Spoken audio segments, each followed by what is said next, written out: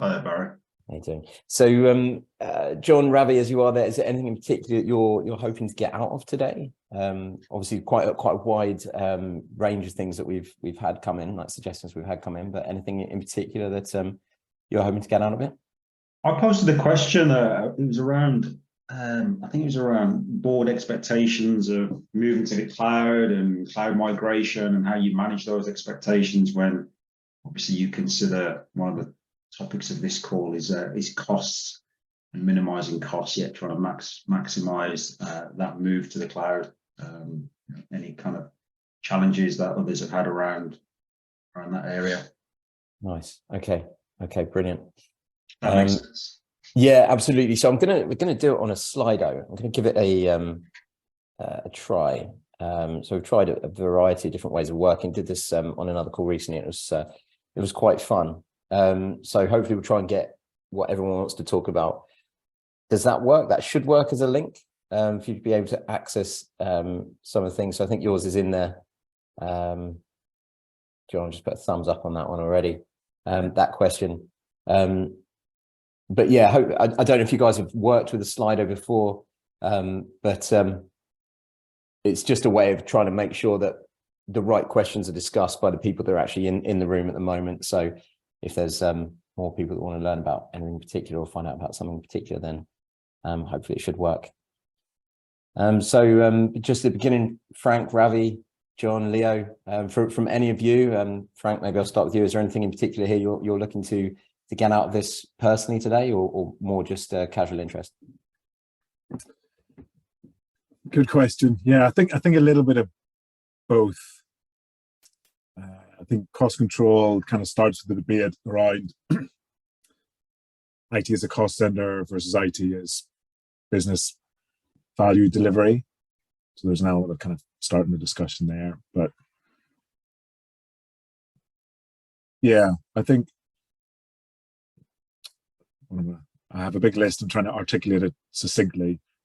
I split it between those two, the discussion around cost center versus value creation, then staff versus generic spend, and what are the options around there to balance that out. Gotcha. Okay, cool. Well, hopefully we'll try and get it all in. I don't know if anyone's just signed up since I've posted that link. I'm going to post it one more time in the chat. And then if someone else can remind me or post it again, if other people start joining, please have a look at the suggestions that have come through, put a thumbs up on there. And then what we'll do is we'll just rifle through the top ones as they go. If a particular subject, if you want to riff off that and have any other questions or thoughts on anything in particular there, then obviously just we can hang on that for a bit longer. And if not, we'll move on to the next one. So I'm going to kick off with the one that's already got 3 thumbs up. Then just keep that open, keep thumbs up, keep the chats coming in the main thing as well. So the first question, how do you calculate the cost incurred by tech debt? Anyone got any thoughts? Anyone who want to jump in with that one?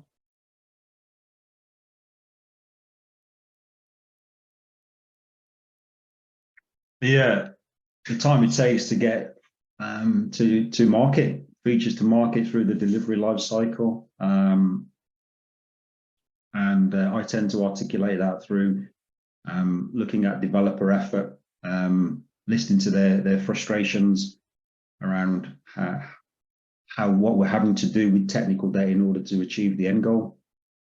And then similarly, that helps forge some visions and strategies around technical strategies around, okay, how can we mitigate those efforts and maximize those efforts that ultimately will then give us better value overall and get these features and products to market quickly.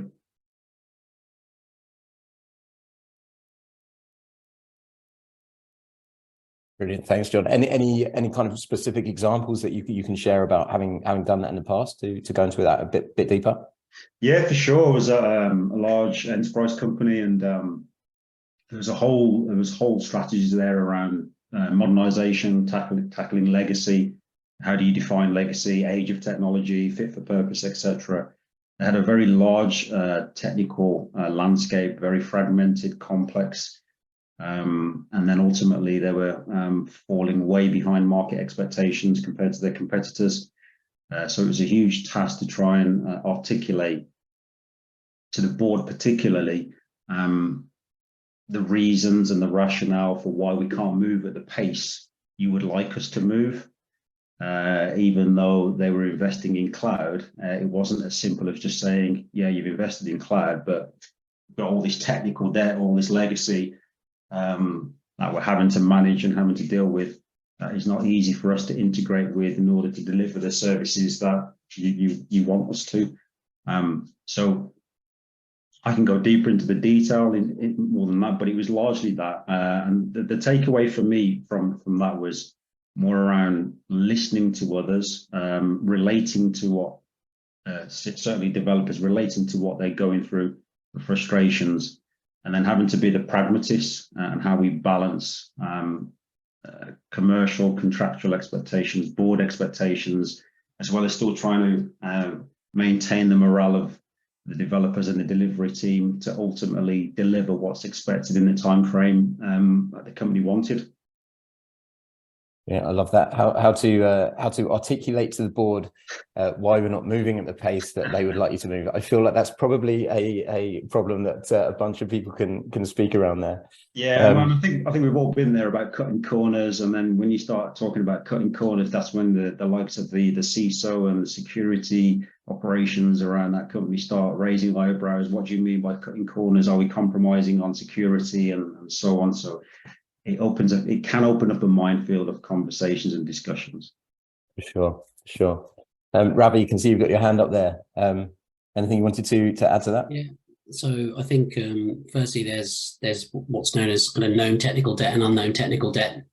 So there's probably two categories of technical debt. I would say that so developers, for example, the question around startups, at the start, you might have technical debt that you are aware of because it helps you to get something out there faster to see whether there's a product market fit or not.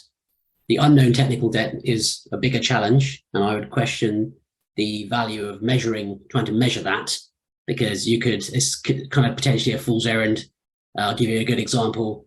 I used to work for EasyJet, and we had the whole My EasyJet portal was built in classic ASP, and no developer wanted to go anywhere near it. So attempting to figure out the debt cost of that was problematic and pretty pointless. What I would flip it around to is looking at metrics of, and the DORA metrics, if you guys are aware of those, is a really good example. Because when you say, and it's one of the questions I ask when I go into any business, whether I'm working there myself or just generally casually asking a question, is I ask the question, how quickly can I get code to production? If you and I did a single line code change, how fast can I get that to production? If the answer is, as it was at EasyJet, whereas it takes days, months to get that line of code to production, then you already know there's some inherent debt somewhere. And then that is how you then look to optimize the way you're building your software first, because at more slow paced, I would say backward businesses, they don't see the value of being able to, for example, get code to production fast, but also one of the other DORA metrics is deployment frequency. Ravi, we don't need to deploy 1,000 times a day.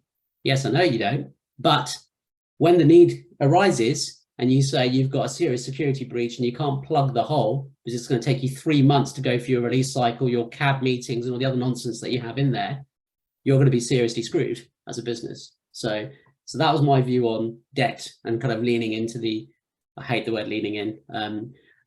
That was my view on debt, and basically looking at the DORA metrics and how they help deliver spectacular outcomes.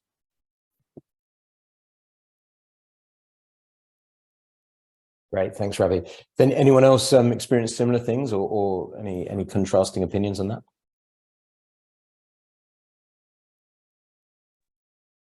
Yeah, I was just typing. I think bringing everything back to the DORA metrics is brilliant because, I have two kind of issues. So the one is we are doing a lot of manual work on releasing. And that's actually easy to quantify because I can say, look, we're burning one person's time constantly on this nonsense. If we fix that, we get one person back for free. Whereas the kind of releasing thing and unexpected bugs where you just don't know what's going to hit you, actually is just not even mentioning tech debt, just saying, look, this is the percentage of releases that need to be rolled back or fixed in production. Let's get that number down.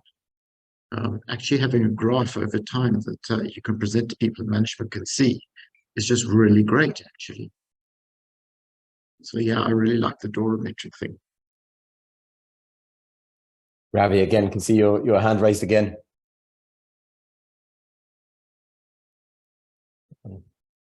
Muted. It relates to another question on there, John, which is the reason why DORA metrics are interesting, and you can go crazy on them as well. So obviously nothing is too good. You know, if you go major, front on that, you might not actually deliver a product because you're too busy, playing around with DORA metrics. So there is some risks in there. But in a startup, which was the business prior to where I'm working at the moment, we did optimize for DORA metrics. We tried to do that. And actually what we did is we could do a lot more because we made the developer experience really, really, really high, which meant they weren't messing around with doing deployments and things that computers can do faster than humans. And that meant they spent more time doing value generation activity.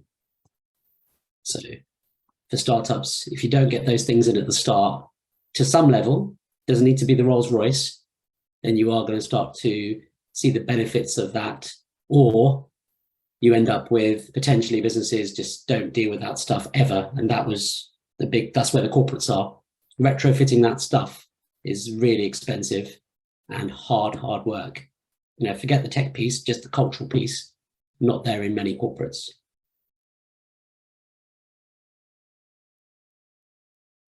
Thanks, Ravi. Yeah. John, do you want to add to that? Yeah, Ravi's made a good point where we can become so engrossed in DORA and the metrics. And the one thing that I did do is look at metrics, certainly, but I also looked at culture. Didn't want to forget and ignore the culture, how to get more out of the individuals that were responsible for delivery.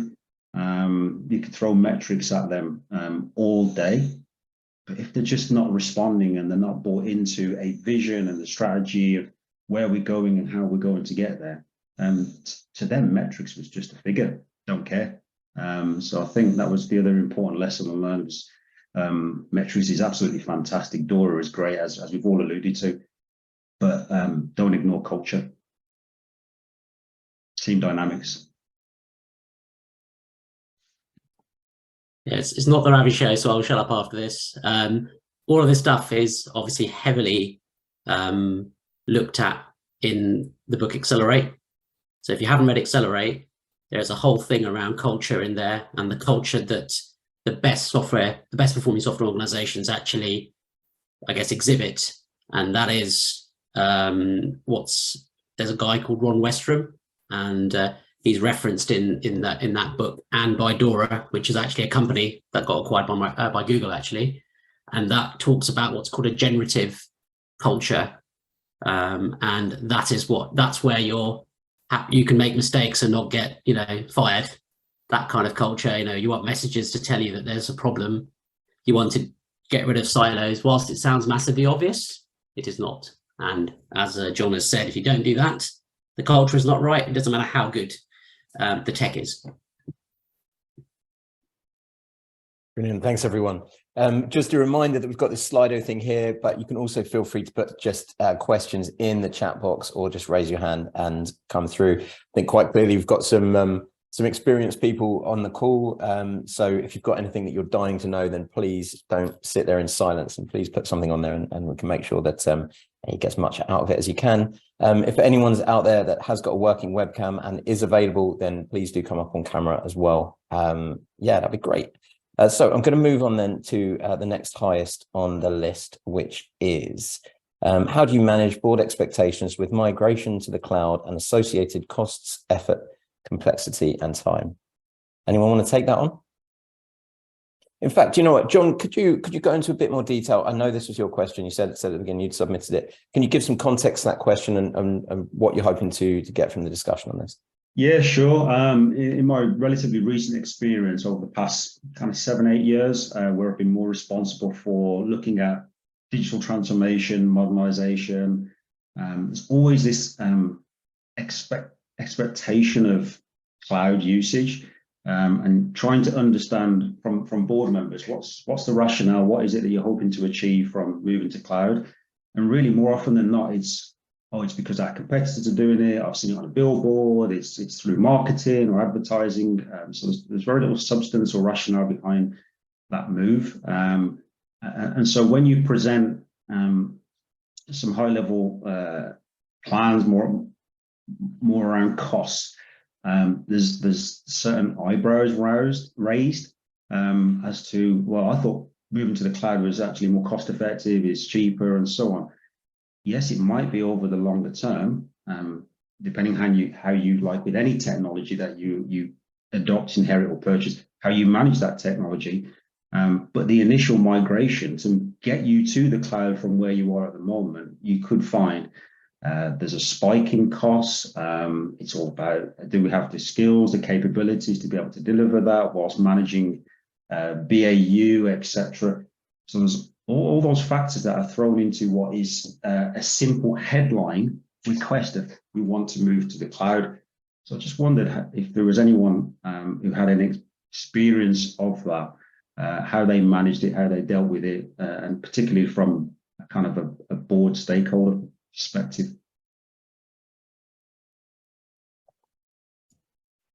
So I can comment a little bit. I think especially when it comes to the board, it's important to understand what outcome are they expecting. Is it just to tick the box and say, yeah, we're cloud, we're part of the cool and trendy group? Or is it cost control? Or is it something else? If you know their specific need or specific expectation, then you can tailor that program to that outcome. You're right in the sense that as you move to the cloud, it depends on what move means. Is it a gradual evolution and re-architecture to cloud native principles and scaling? Or is it lift and shift?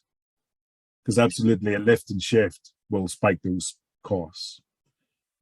And then that can't be it's not done then. You would want to then start that evolution. So it's whether you evolve to the cloud or evolve in the cloud is going to massively impact your cost control or cost impact.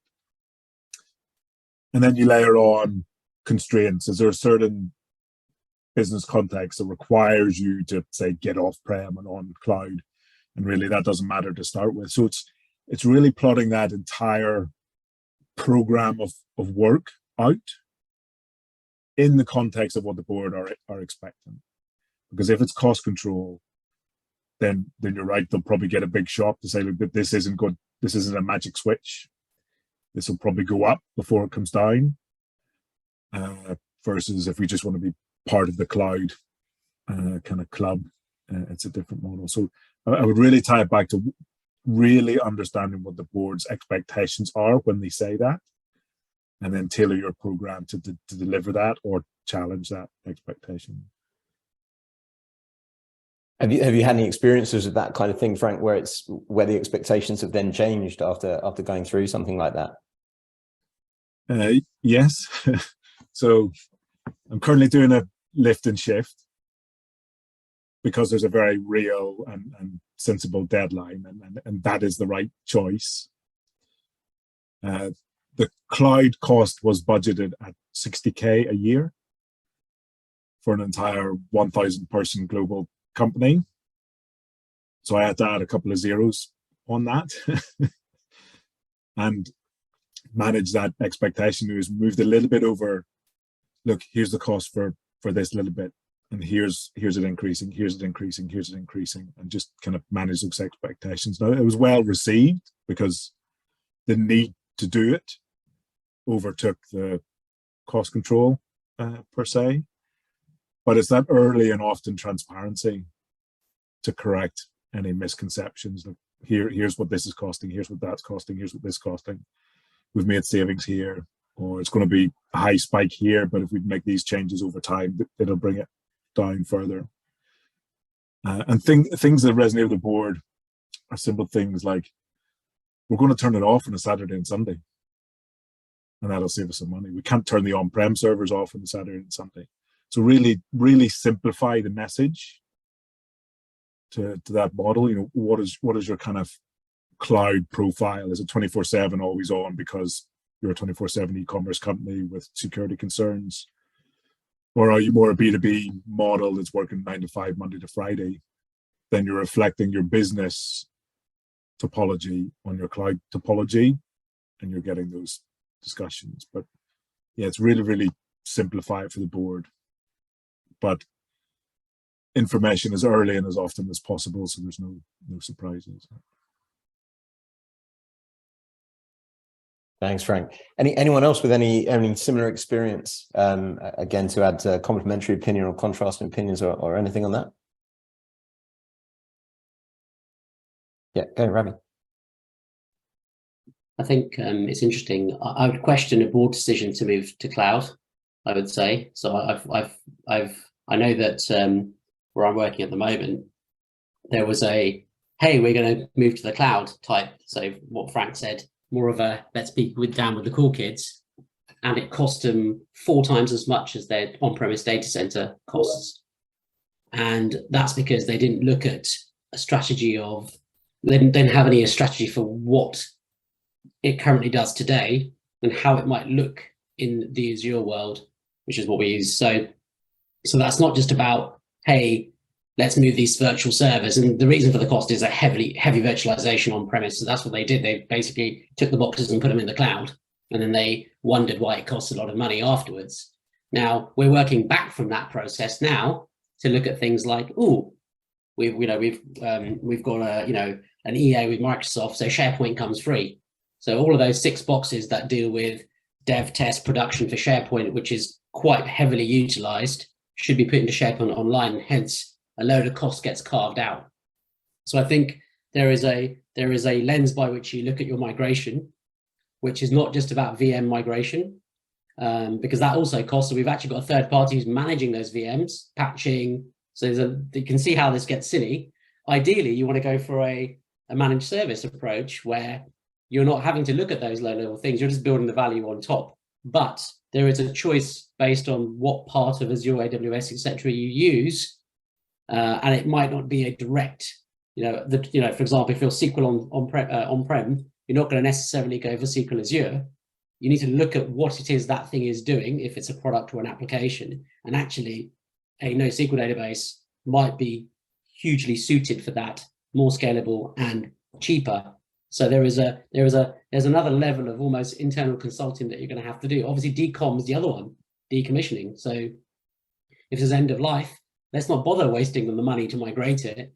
Let's just get rid of it and decide that it's going to exist in a new way. So I think there's definitely an oversimplification at the senior management level that going to the cloud is easy. In fact, I'll try and find the link, but there's a McKinsey. I'm not a big fan of McKinsey, by the way, but there is a McKinsey.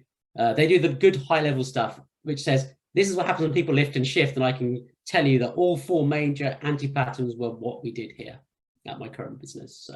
So I think the question around the board, I think it should be the other way around, which is the board are telling you we've got a revenue target. We need to increase the number of people on our platform or reduce, increase our CSAT score.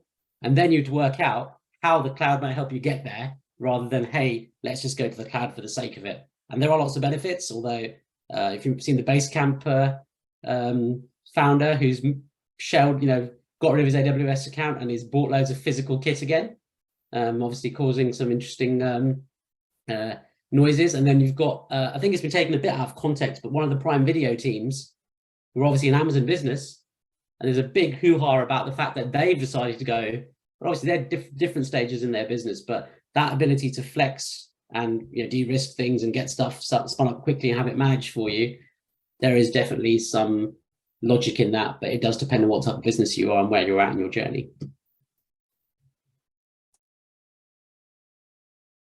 Interesting stuff. Again, anyone wants to join in, ask further questions or add further comments, put a chat in the box. That's absolutely fine. Just a few things there that I thought we might pick up on a little bit. Mistakes that are made. So are there any common mistakes that are made, like you mentioned, the anti-patterns, Ravi, and some of these things like don't go into cloud just to be up with the cool kids seems to be kind of one of those things that, you know, I'm sure has happened in all sorts of different technologies and people trying to keep up for the similar kind of reasons. But are there any other common mistakes that you've made for the more experienced CTOs here, for the people that are serial CTOs, assuming we've got some more aspiring CTOs, junior CTOs on the call? Is there any common mistakes that you've personally come across that would help someone coming into the role?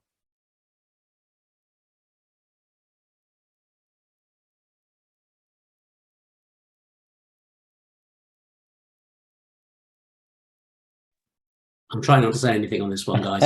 Out there. But Go. So I think Frank's one around just straight lift and shift is a major one. I'm not saying that's what you're doing, Frank, but just blindly going, hey, we're going to move all this stuff from here and put it there. That is the major mistake. The other one that I've noticed is training. So your guys are all on-prem. They know nothing about Azure or AWS or GCP. You move stuff and they have no idea how to support it, look after it. You know, the paradigms are slightly different. So that's another big problem, I would say, in terms of just not realizing that is a challenge.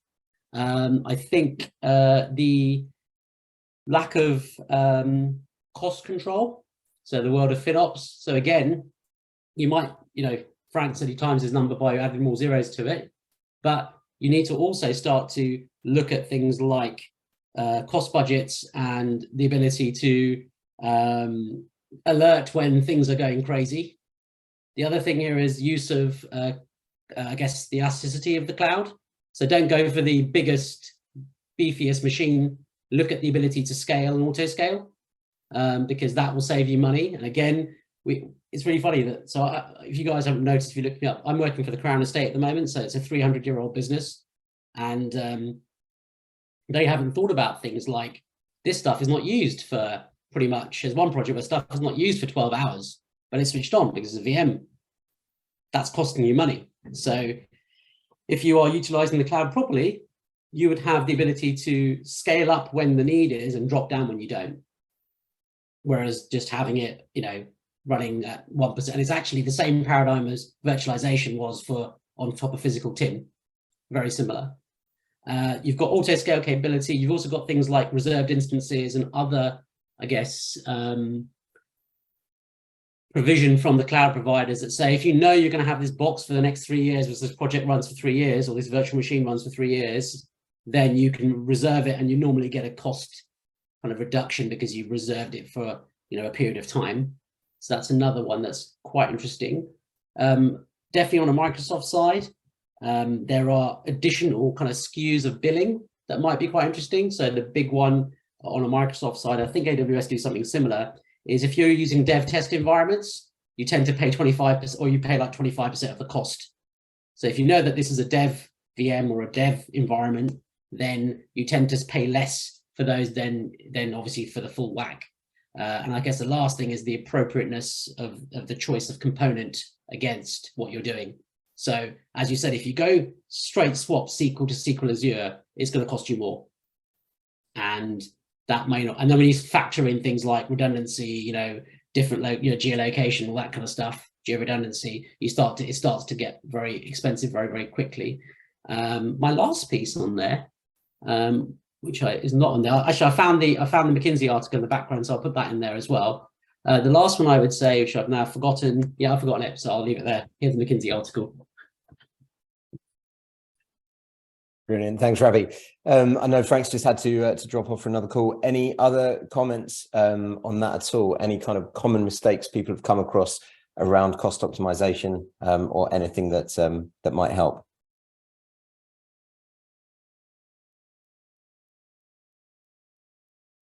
I think we're good. Okay, feel free to unmute, lift your hand, chuck in the chat, or anything if you want to get involved. Okay, so I'm going to go to the next question on our list then, which is, how do you balance ROI, return on investment, through roadmap deliveries? Any comments on that at all?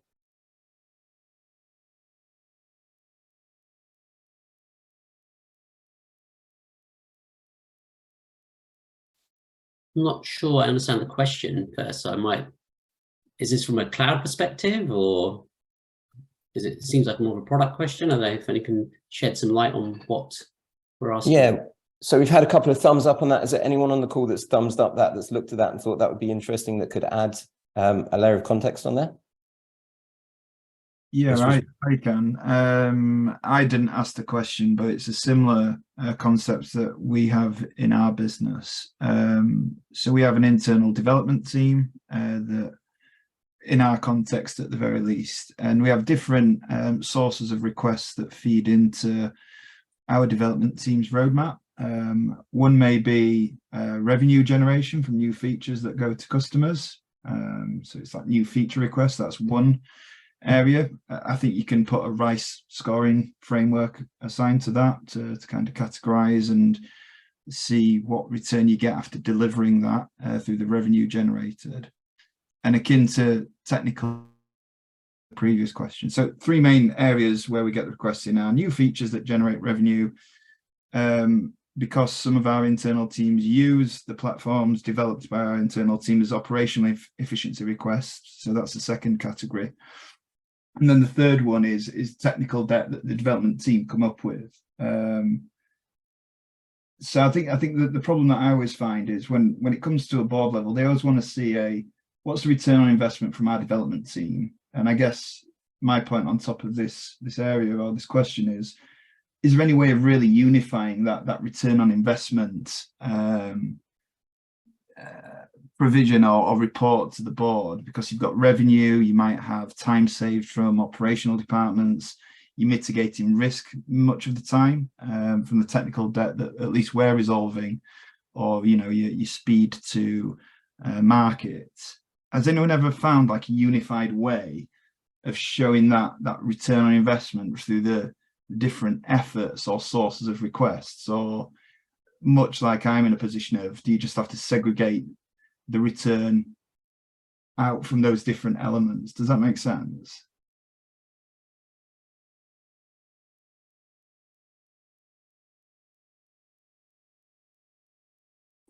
Maybe it doesn't.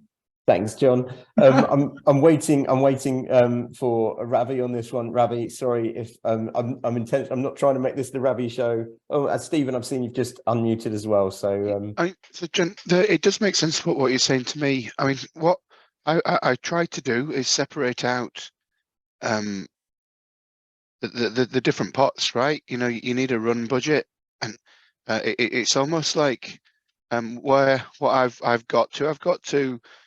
We're no longer doing projects, right? So I'm no longer going and getting funding for existing teams. Existing teams just exist now, so I'll get challenged on how much I'm spending on those. But I don't necessarily have to show return on investment. So we're constantly looking to evolve. We're constantly looking to improve and drive out. So for me, it's the cost of scaling.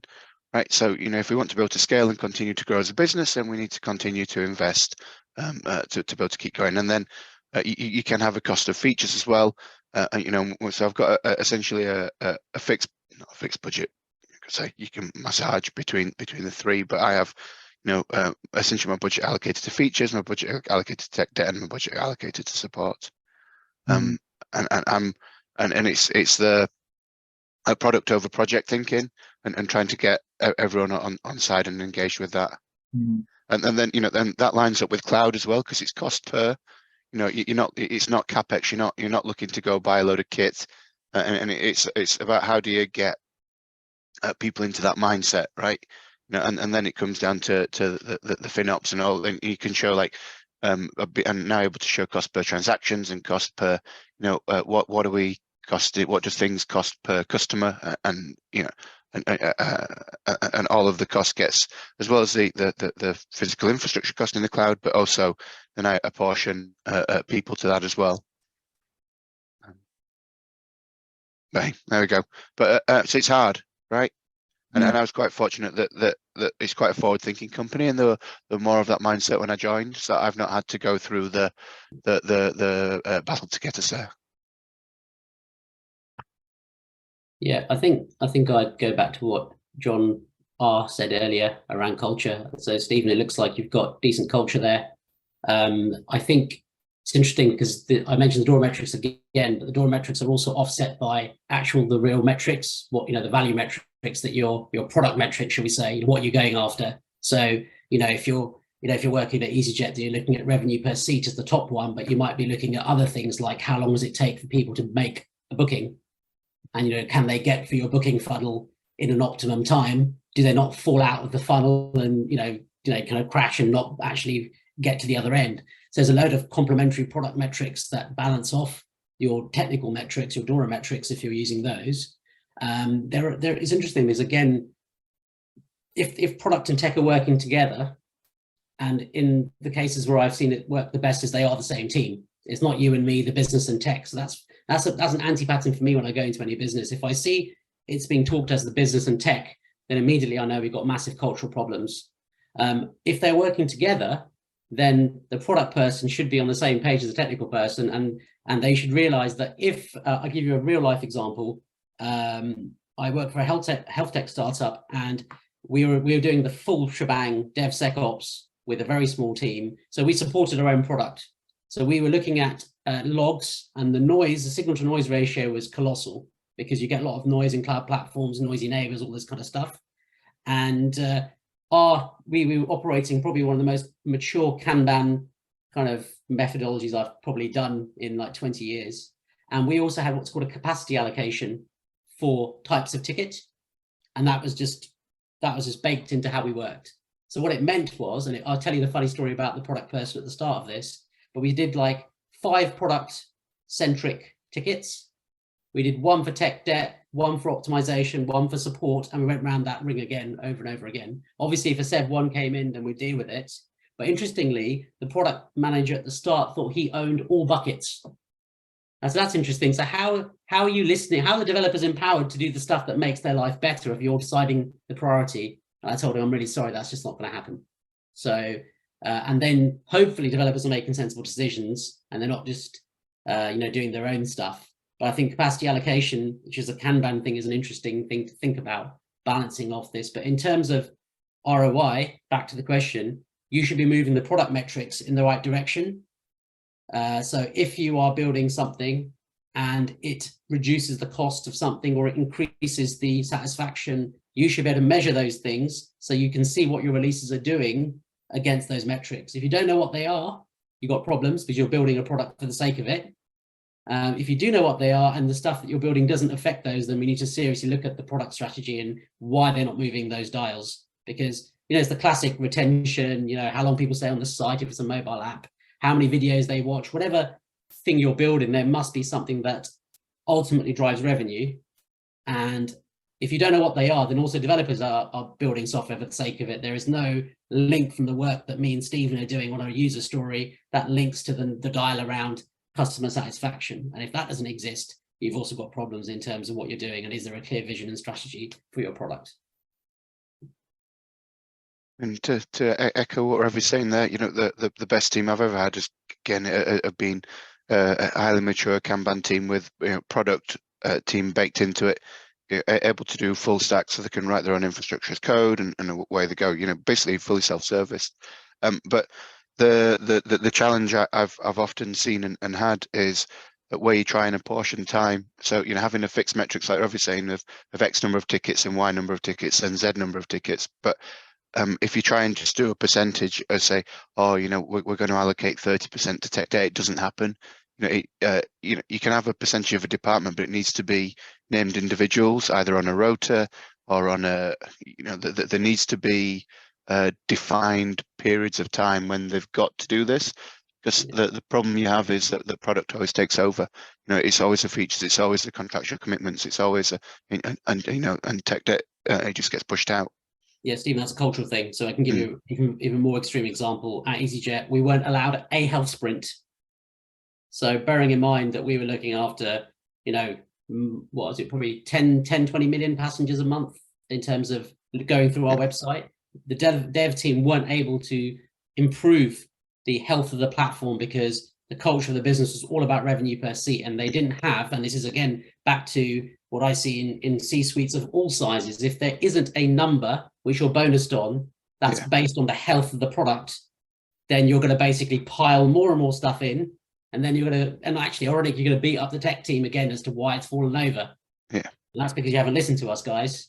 So there are some interesting things there is, and this is why it's always about culture and people first. The tech and the tooling is actually the easy bit. It's the people, process, tooling, people bit, which is the biggest problem. Yeah, I'd agree with that. You know, there needs to be a cultural acceptance from the top down around what you're trying to achieve from a technical strategy. I guess, you know, to change that culture, I think there needs, you know, sometimes you need to simplify things for wider board consumption. You know, I think if you look at technical debt, out of the 3 areas that can feed into any development roadmaps, you know, operational efficiencies, you can put cost on it, you know, new feature revenue generation, you can put, you know, what you're going to generate back from that, you know, and it triggers an appetite for that. And then I think with technical debt, I end up articulating the risk, the potential benefits on future development efficiencies, or we do as a team. But what I'm trying to get is how to simplify that message, really. But I know that depends on the context of the organisation. What I had, John, what I had a lot of joy with was, you know, you got to make people feel smart, right? And I used got the test to knock up a Git complexity and a Git change. So I've got all the code base, and you know, the bigger the circle, the more complex, and the color of the circle, so the redder it was, the more change, right? And then you know, if you try and have rename some of the services so that they were more understandable, and the bigger and the complex ones, so that you know, I renamed them so that people could tell what they were, and then the board could say, oh, we've got to fix that, you know, because that's important. And they can feel that they're saying, right, we're invested into, you know, we need to simplify that, we need to split it up, make, you know, put it into the more microservices so that it's more maintainable and supportable, so that we can go faster. It's a ridiculously simplistic thing, but it got a lot of buy-in for me. Yeah, no, that makes sense. That does make sense. Okay. But yeah, so but for me, the drivers were speed. Right, so it's how do we go faster, right? Well, to make things go faster, we need to do it, you know, in a more simplistic way. And how do we onboard people better? Well, you know, simpler code. So it's what levers have you got to pull? What are the drivers of the business? What's most important right now? Is it cost cutting? Is it growth? Is it, you know, whatever it is? And then you sell your message that way. Makes sense. Yeah. Okay, guys, I'm just going to run a quick poll now. We've got 15 minutes left on the session. It's whether you would rather we keep going as we are, or we cut the recording at this point and you can break into 2 smaller rooms and just kind of have a bit more open discussion, talk about some of the things that have come up, and maybe feel more comfortable to share in smaller groups. I'm happy to keep going, happy to keep everyone together, and we've got a few more questions that we can go through. Equally happy to split at this point. I never know what people want, so it's always about just trying to make sure that you guys will get the best thing for you. 4 out of 4, that's enough for me. 100%, 5 out of 5, good. Okay, I'm gonna stay in the main room then, and we'll crack on through the questions. So the next one that we had down that come in, lessons learned using AWS, Lambda, and others. I've heard companies started implementing them and then going back to monoliths or microservices. Does anyone have experience on that?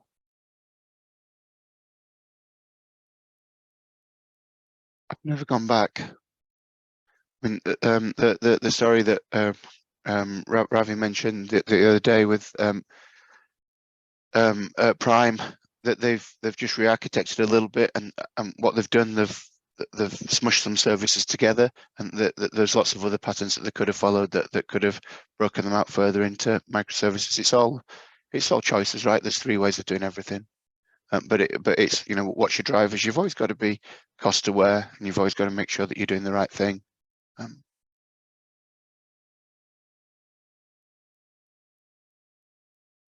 Yeah, to echo that, I've never gone back. It's for me, whether it's monolith or microservice. So when I say monolith, I'm going back to 1999, VB6 and so on. It was more around design, irrespective of what technology framework you've adopted. think about the design, think about the thought process around that design, as opposed to whether it meets a microservice, an API, or a monolith specification. Yeah, I think it depends on context. I would say. I think I'm one for, so as Stephen said, the best thing I've ever done was the health tech, which is the way it was built, and the speed and the autonomy, the automation just meant that you could do stupid things very, very fast. However, there does, with things like microservice architectures, and we have an event-driven microservice architecture, does come complexity and does require levels of aptitude of developer, and it can go wrong. You know, I've interviewed developers who said, we've got 200 microservices. I'm like, that's great. How many developers do you have? 10. Now that is, you know, that's getting super granular very quickly. And also I'd say from a startup context, if you're building an MVP, you might decide to build a monolith first, because, you know, if you don't understand product market fit, as a good example. However, if you do this with automation in mind and high levels of unit testing, etc., it will make it easier for you to start to carve that up into microservices later, if there is a clear advantage to building a monolith first. And again, there's obviously different schools of thought around that. And I think it just depends on context. And also, when you have in your team, let's say you have a group of guys or girls that don't understand microservices, and actually you're a startup founder, you're going to basically get something out there, and it's going to take you longer to learn microservices and learn the patterns and all the mistakes that you might make. And that might be a risk to an extremely good idea, but you haven't been able to execute. So I think there are some kind of nuances to the argument. But if I'm doing something from scratch, firstly, I would go to the people that I already go to for building anything like this, so I know they've done it before,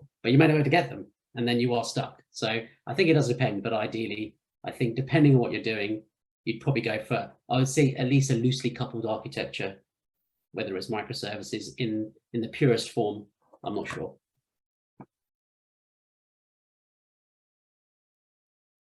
Yeah, Stephen, thanks, Ravi. Yeah, I suppose to echo some of that, team structure, right? So team topologies is probably up there as one of my favorite books. And it's about cognitive load, right? So if you've got 200 microservices for a team of 10, it's wrong, right? It's just plain wrong. Like full stack teams. So I try and align my teams or my squads, whatever you want to call them, by business domain, with product involved and the full stack. And then you get natural reverse Conway's maneuver. So you get natural segregation because people don't talk, right? You know, we're the best way in the world that they don't. So your code base reflects your team structures. And it's a way forward. And then, as Ravi said, automate the crap out of everything.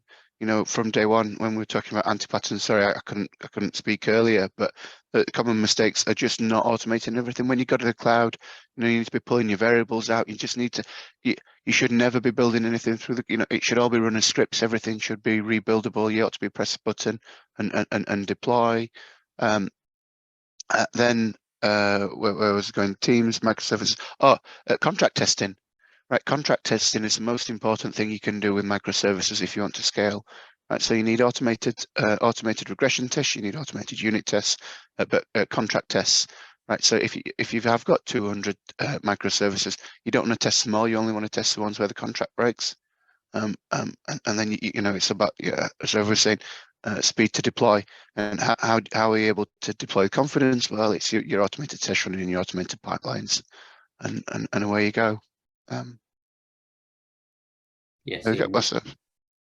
Yeah, Stephen, just wanted to add to your team topologies piece. So again, culture, right? So trying to get a business to carve their kind of, what's the guy in my team called it, their fiefdom into 5 or 6 is a very difficult thing to do. And, depending on the type of organization and culture. Obviously, you're starting from scratch, you can start that, but established business is quite difficult. It can still be their fiefdom. It's just the way that it's organized underneath them. That's the, you know, you sell it to them that you're giving them more, right? You've got a bigger scope and you have more people, but that you're organized by in the ways that they are. But then also the cognitive load, right? So if you've got feature teams, how do you have the platform teams underneath them to support them, the complex subsystems and enabling, you know, like it's what can you, teams need to be able to hold what they're working on in the head, so that they can easily estimate and give accurate estimates and know what it is that they're doing. I mean, it is all culture, but it's yeah, it's brilliant.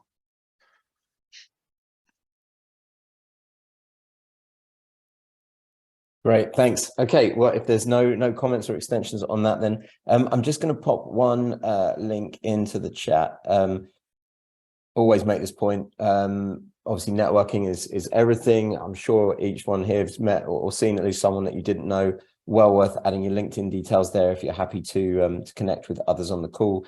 I think we've got a couple of fractionals here, but also any CTO, you know, when you need your next job, your network is what you rely on. So we always say try and meet as many people as you can and connect there. So I've got one more question. I think we've got time for one more question, which came up halfway through. So in terms of R&D, FTE cost on a business, where are your companies at? Anyone able to talk on that?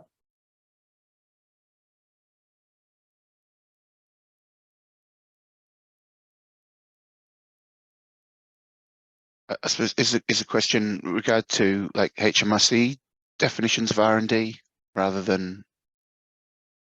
I'm not sure because it's anonymous. Yeah, I think it was more curious. I put that question down. Hello everyone, I'm Leo. I was a little bit more curious how your entire company allocate budgets into well, what we call R&D by its essential products and engineering. In our company, we are a SaaS B2B type of company, and by the analysis, it looks like people from commercial, at least, they pushing that we spending, not spending, but we investing a lot in this, which is not into according to the average out there in the industry. It looks like a little bit higher. We are in around 53% at the moment of the entire cost of full-time employees. I mean, in terms of budget. So I was more like trying to understand if you are overspending there, right, compared to other companies, and based on your experience as well.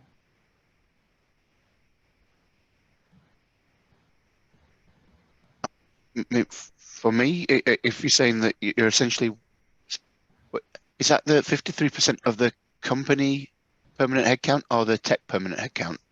It's for the company headcounts. Okay, I suppose it depends what you're trying to do, right? And where your proportion is. The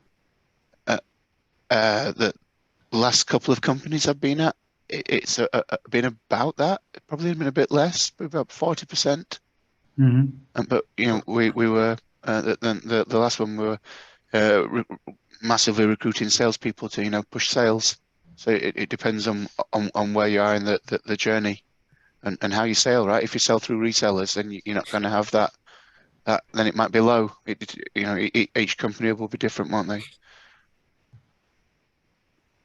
Yeah, that's pretty much what everybody actually is different. Yeah, the question is finding different answers, and yeah. I think we are targeting this 40% now because we want to increase sales, and so we're gonna need more. And yeah, is it headcount or is it budget? Because again, that can be a very different dynamic as well. It's budget though. Okay, then maybe redo the numbers by headcount and see what that comes out. It might look better. Yeah. Do you guys have experience in types of reducing budget or the headcount, but maybe keeping the same number of people around, or like offshoring, also not sourcing, because outsourcing might be more expensive in the long run, I believe. But maybe finding other countries, remote people, a way to achieve cost reduction. Jumping in, ticking about. While I'm off mute, we'll go for it. But I got a lot of cheap people in the remote of the UK. So up in Scotland and up in Newcastle. My cost per dev's a lot lower up there than it is in London. But you've got there's a danger of having it's whether you've got people in the office and people remote, because you don't want a two-tier staff in and out of mind and things like that. There's some real dangers there. Yeah, Leo, I think I would be thinking about the R&D piece in a slightly different way, which is what are you trying to, back to what you're trying to achieve. So if it's R&D because there's some new stuff that you're exploring further down the line, then that might be separate, might be part of your current kind of roadmap to investigate these things. And then it might spin off. It's kind of I think it's the kind of way Google and Meta and all those guys work. Obviously, we're not at that stage, that kind of level, where they just get, me, Stephen, and Lee have got an idea. We basically sit in a desk and start coding out and go. Right? That's obviously we don't have those kind of resources. We've got kind of day jobs and revenue to and survival, I guess. So I guess there's definitely a lot of stuff around product thinking around kind of twin track dev. So literally a stream which is discovery centric. So there's a guy called Marty Kagan, Silicon Valley Product Group. And if you look at his idea of how you do proper product dev, he actually advocates two kind of tracks of work. One set of doing continuous discovery, playing with, maybe doing betas and alphas, and that feeds eventually into the main team who are building the product and keeping that stable. So there might be some interesting things there. The other thing I would say around nearshore, again, got a fair amount of experience of nearshore and offshore, kind of echoing what Stephen has said. Again, another Marty Kagan reference around missionaries and mercenaries. You just don't get the emotional attachment for people who are randomly, cutting code for you, depending on how you manage them. But still, they're not in the office. They don't know, you. They don't know the product. They don't know the kind of generally what problems are happening. Yes, they're cheaper, and I guess there are things where you might want to nearshore a mature product that you're going to sunset, and then you could redeploy those guys to doing the sexy stuff. But I would say that I'm not a huge fan of nearshore or offshore. At EasyJet, I had one time, 2 offshore. Well, we had lots of offshore stuff in India and in Budapest, and even the cultural clashes were quite interesting. Between just different parts of Europe because of who thought they owned the actual architecture and the solution architecture. So again, get devs together, you can't agree anything, right? Because there's two very different approaches to things. So I think there is, again, that comes with the, if they're your own people, then you can get them to work together and hopefully agree with someone saying, this is it, guys. But I think there's probably some other things to think about there if you want to do nearshore. Not a huge fan, I have to be honest. No, we're already doing it, but we hired very randomly and scattered around Europe during the COVID. Pretty much during the last 2 to 3 years, we ended up with 115 people, and really, 20 of them are in London, and yeah, but still, engineers are not cheap and not cheap anywhere. So I wanted to double check with you also, guys, if you have any recommendations, or what you say Newcastle and Scotland. We never really researched any talent there, but I think I can make some research and see with that size of operation that you've got. If you've got a couple of anything over 50, you can swallow a couple of graduates. So start having a look at placement students or things like that, right? So you actually get to look at them for a year, then they go away for a year, then you can make offers to the best ones, and that's not a bad, they don't cost very much. You can reach out to various university programs, and if you've got a HR department who'll do it all for you even better, it's a great way, and it'll bring your average cost per dev down as well, significantly. You're paying them 20k for a placement student, and then if they're any good, you bring them in 25 to 30k. Your cost per dev's gone down a lot. Yeah, Stephen, I think there's, just when you're looking at R&D, there's also opportunities to work closely with universities to do specific things as well. So not just the graduates, but you may want to engage a university because there's something you're interested in, and that may mean one of your guys who's leading it, but actually you've got a load of graduates who are doing it as part of an exercise to whether it stacks up or whether it works. So that's one thing. There's actually companies that do a lot of the they take graduates out and they sheet dip them and then they sell them to you. So that's another option. The other thing I was going to say with a larger dev team is back to developer experience, and what is it that is stopping these guys from maybe delivering more? Is it, Stephen and I are massive advocates of automation, so is it that has someone actually looked at why Stephen and I can't do our job? and actually start to deal with some of the DX developer experience pieces, because that might give you increases in outcomes, should we say, rather than output, just because, you know, they're working more efficiently. Yeah. So Okay, sorry. To echo that, I had final year projects doing developer experience stuff. So all the tooling that we want, you can have five people working on the same project and pick it. Anyway, but yeah, there we go. Guys, thank you so much. I'm happy if people want to stay and remain. I'm guessing everyone's got to shoot, and we've just run a couple of minutes over. Feel free to keep talking. We have the London CTO Slack group. You can keep talking there as well. If you want to grab that link, feel free. But thank you everyone that's contributed. Really appreciate having you guys here for making the conversation go. And yeah, we'll see you at the next one. Thanks very much. Cheers. Bye.